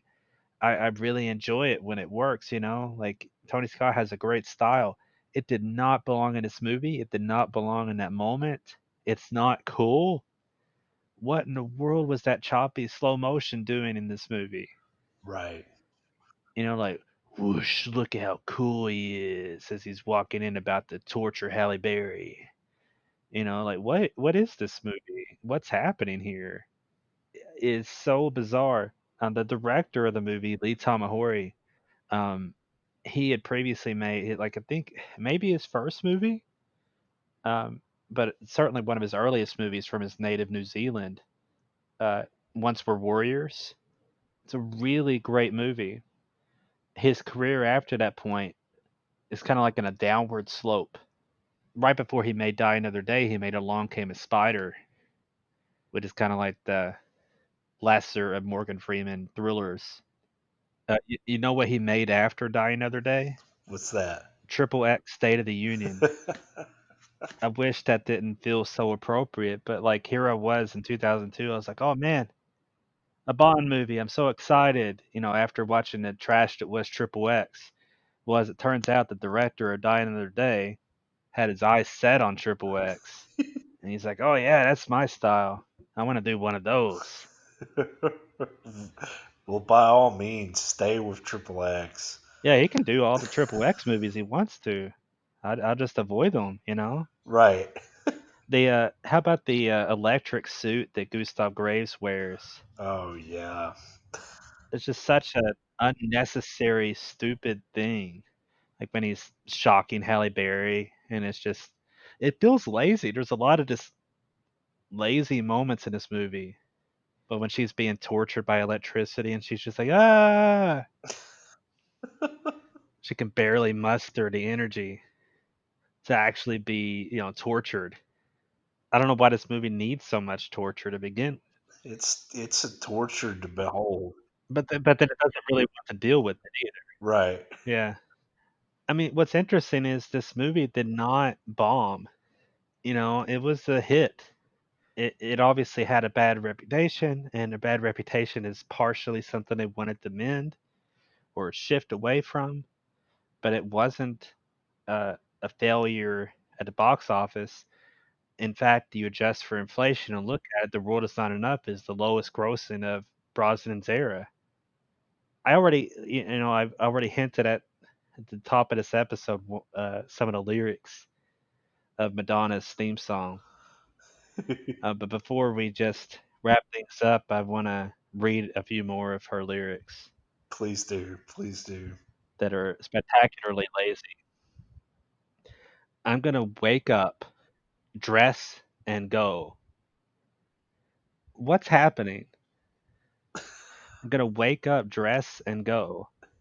I'm going to kiss some part of. I'm going to keep this secret. I'm going to close my body now. I guess I'll die another day. What in the world is happening? And the song is set to Bond being tortured. Once again, we'll repeat the idea, like he's gonna keep this secret. Is that what Bond's doing in this moment? While he's kissing some part of something? And then some incredibly lazy attempt at intelligence, I guess. Sigmund Freud analyzed this. What in the world? I don't know what's happening there. Like, obviously they're showing some images that are, like suggestive of torture, like they show a scorpion at some point. I don't know if they really wanted that to be a thing. Like, Right. are we supposed to believe that they tortured Bond with scorpions? I have no idea. Right. But I guess I'm supposed to analyze this.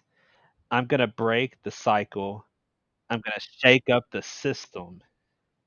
I'm going to destroy my ego. Good luck with that, Madonna. I'm going to close my body now. Think I'll find another way. Yeah. For every sin I'll have to pay. A time to work, a time to play. I'm going to avoid the cliche. What cliche? What are we talking about here? What cliche is she talking about? That she's avoiding, apparently. I'm gonna suspend my senses, delay my pleasure. I don't know, is she wanting to be tortured? I mean, maybe this was supposed to be a theme for 50 Shades of Grey or something. Is that what's happening here? That would be interesting. Like, maybe I do want to see more of Bond being tortured, and maybe the reason he doesn't come out like a desperate soul is because he was actually getting off the entire time. Maybe that's what Madonna was trying to tell us in her song. He's like, "Em, why did you take me out?"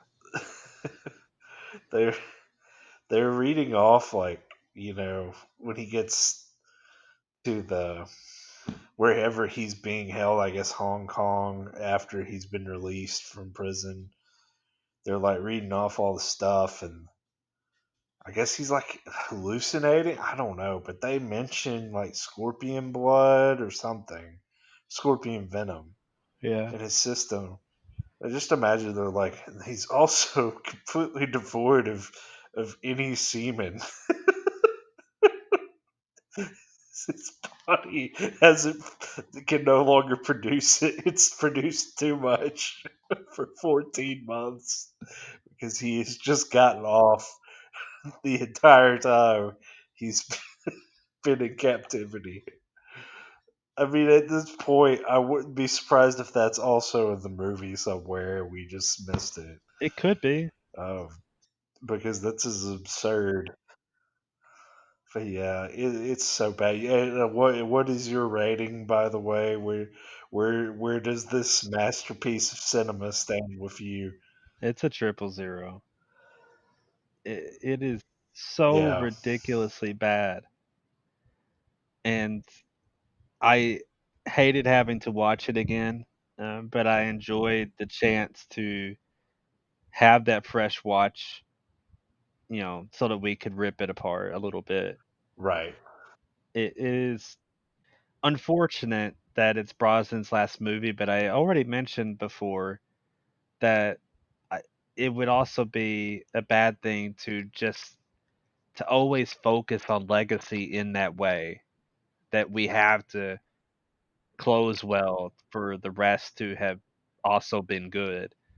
It's like, no, if the rest was good, the rest is still good. right. It's still fine. He's still a good Bond.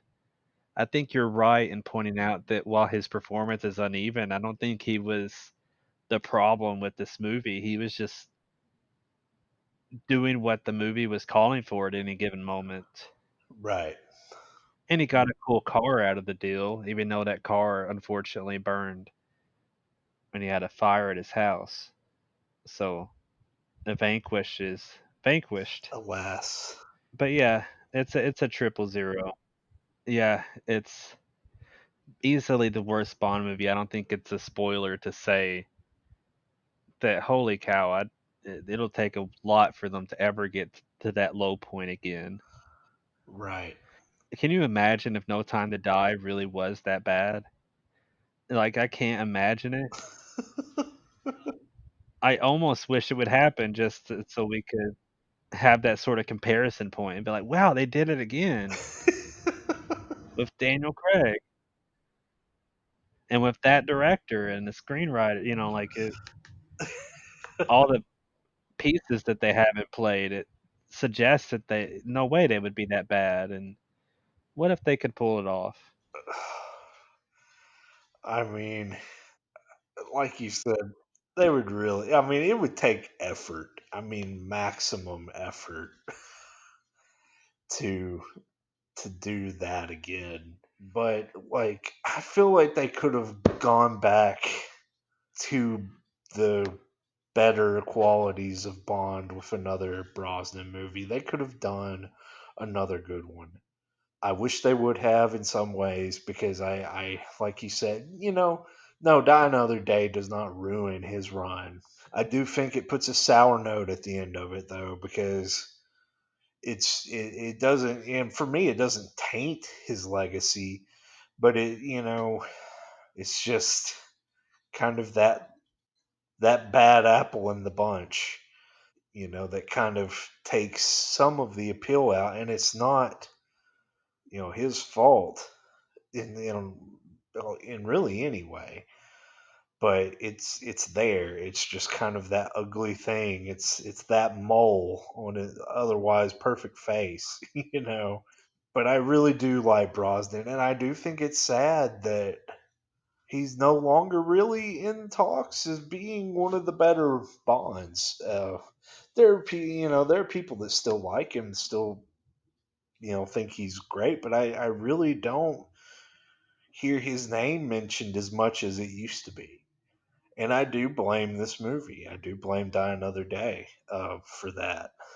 I also blame people that can't watch a movie older than 2000 because there are people like that. But that's just a whole other thing. At the end of the day, I think Brosnan deserves to be in the conversation. He's not my favorite Bond because I think that my personal favorite Bond has just gotten to do more than he got to. But what if Brosnan had that other chance? It's possible. It's possible he could be. He was that good, and I I think it's unfortunate the way his run ended, but he he had a good go as the character. He said if he was asked, he would play a villain. I would love that. I honestly would. That'd be really cool, yeah. I would even kill for let them. I mean, I know they have the rights back now, but what if what if we got another Thunderball remake with Pierce Brosnan? But I mean, obviously, Eon has the rights back. I mean, they have all the rights back now. That has been taken care of because we were able to get Spectre and Blofeld and all that stuff later in the Craig era. But you know, I would love that. I would. I honestly, I have no qualms about the older Bond actors appearing in other films, and I especially Brosnan. I would love to see Brosnan as another character, as a villain, or anyone really, because like we pointed out, I mean, he was the Bond of our youth. So you and I both, particular, have a lot of soft spot for him as Bond. And I guess that's just kind of why I think it's unfortunate, just the way some people view him now. But alas. So let's tease the next episode then. Time for a new era, but it's worth mentioning this episode is going to be one of the more disparate in some respects because we're actually going to do Casino Royale and Casino Royale. And I don't mean we're going to watch the same movie twice. Right. We're going to go back in time to 1967, Yeah. the same year that You Only Live Twice came out. And no, we're not going to watch You Only Live Twice. We're going to watch Casino Royale, the very first time Casino Royale was adapted. And then we're going to jump forward and watch Casino Royale, the introduction of Bond in 2006, Daniel Craig, what I often call Bond Begins. Right. Interestingly, like there are touches of Ian Fleming's work all through the series, obviously, but Casino Royale is the first book, and it's the first time in a long time that they've officially adapted an actual story of Fleming's and used the Fleming title. Right. So that's kind of a return to form in many ways, is kind of the idea when they brought Daniel Craig into the fray. But before we do that, we're like I said, we're going to watch the first Casino Royale, which is not serious. No. It is not official. It is an absurd movie and a satire. I mean, like I said, it's the same year as You Only Live Twice, so that means that it's when Bond was at the height of just being these really big, outlandish movies and highly successful, of course, too, right in its beginning decade.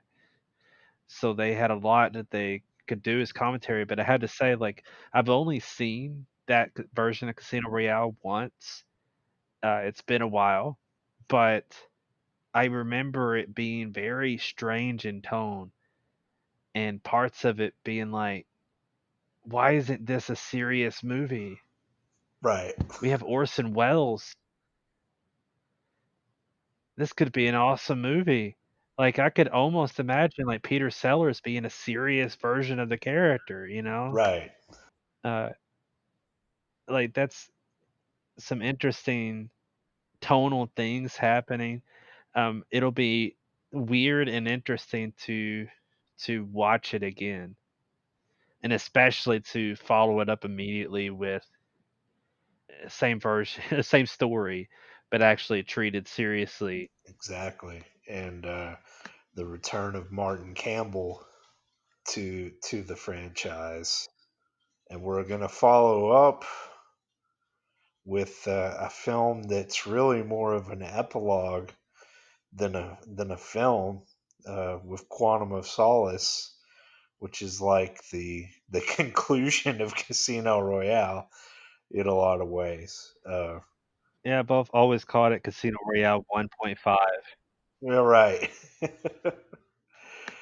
It's a very different kind of film, but it's it's still a Bond film, but it's very I think it's very appropriate to watch it this run with Casino Royale. I feel like watching it separately would not feel right, and kind of throw things off. So that means ultimately, Yeah, this has a lot of connective tissue.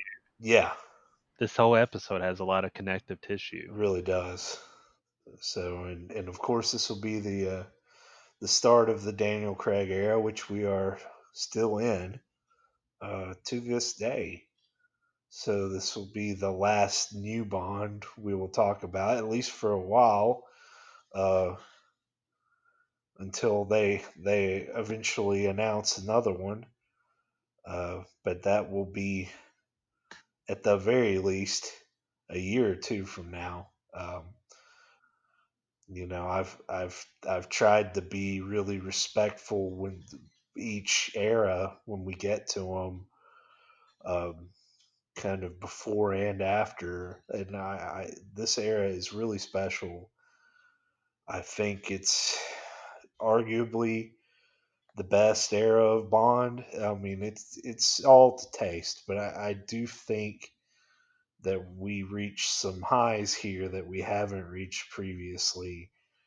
I do think that Daniel Craig, I'm gonna, go ahead and spoil it. I think he's the best Bond uh, that we've had, and I think a lot of it has to do with how committed he is to the vision that they have, which is a great vision. It goes back to uh, Ian Fleming, but it also goes beyond that too, and to the legacy of the films themselves. They found a way to weave a path of kind of a more modern style of film to lead to the traditions of the Bond franchise past, and we'll get to that as we talk about these films and go through. But I just think that was a wonderful plan, and it's come to fruition. And we as fans are just reaping the benefits, and hopefully No Time to Die will be a great conclusion to that. Hopefully it won't be what we got tonight. Be another Die Another Day, but we won't know until November when it's released. But I'm pretty hopeful. This era has been great, and I can't wait to start it. Yeah, I can't wait to revisit and talk about it. I have often said that like I have a hard time saying completely what you said, but I don't disagree with it either about Daniel Craig as Bond. I've often made the comparison that Sean Connery is to Daniel Craig what Mark Hamill is to Heath Ledger, because Right. it just feels like what. Hopefully, you already know what I mean by it, but when you look at Batman the animated series and what Mark Hamill does as the Joker, it feels like this iconic, specific version of the Joker. But Heath Ledger, and Mark Hamill's version is amazing, but Heath Ledger does something that's raw and realistic and deep in a way that you hadn't seen before. And what Daniel Craig does with Bond is he makes this guy a real person. Right. He's easily the best actor as Bond. Like his performance as Bond is layered and rich and actually feels like a real dude. Yeah. And you actually get to see him at his beginnings as a double O and getting older as Bond, although not uh, quite Roger Moore in A View to a Kill old, but Right.